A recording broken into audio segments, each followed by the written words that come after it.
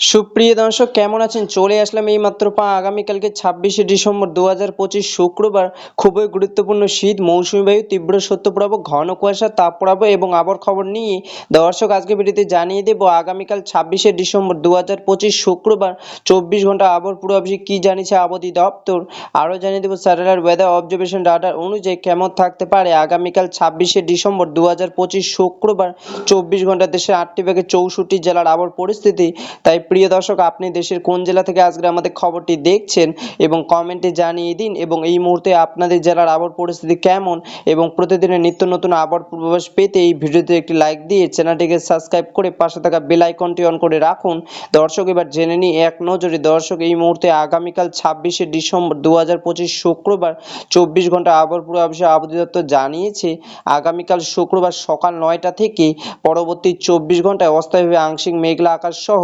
বাংলাদেশে আবহাওয়া শুকনো থাকতে পারে এবং ভোরের দিকে দেশের উত্তর পশ্চিমাঞ্চলে কোথাও কোথাও হালকা থেকে মাঝারি ধরনের কুয়াশা পড়তে পারে এবং সেই সাথে দেশের অন্যান্য অঞ্চলে কোথাও কোথাও হালকা কুয়াশা পড়তে পারে এবং তাপমাত্রা বাংলাদেশের রাত ও দিনের তাপমাত্রা প্রায় উপহিত থাকতে পারে। দর্শক এবার সরাসরি চলে আসলাম স্যাটেলাইট মেঘমালা পূর্বাভাস চিত্রে এবং এই মুহূর্তে দেখতে পাচ্ছি আগামীকাল 26শে ডিসেম্বর 2025 শুক্রবার ও পরবর্তী দিন শনিবার 24 থেকে 48 ঘন্টা দেশের সবকটি অঞ্চলে আকাশ প্রায় পরিষ্কার থাকার সম্ভাবনা রয়েছে এবং সে সাথে 2-1 অঞ্চলে আকাশ হালকা আবসা আবসা মেঘলা থাকতে পারে, তবে এই মেঘ থেকে বৃষ্টিপাতের কোনো সম্ভাবনা নেই। দর্শক এবার সরাসরি চলে আসলাম কুয়াশা প্রভাবিত স্যাটেলাইট উপগ্রহের চিত্রে এবং এই মুহূর্তে দেখতে পাচ্ছি আগামীকাল 26শে ডিসেম্বর 2025 শুক্রবার সকালের দিকে ঢাকা, সিলেট, রংপুর, রাজশাহী, খুলনা ও বরিশাল বিভাগের কিছু কিছু অঞ্চলে এবং সে সাথে চট্টগ্রাম বিভাগে অধিকাংশ অঞ্চলে হালকা থেকে মাঝারি ধরনের কুয়াশা পড়ার সম্ভাবনা রয়েছে এবং শুক্রবার মধ্যরাত থেকে শেষ রাতের দিকে আসার পর আমরা দেখতে পাচ্ছি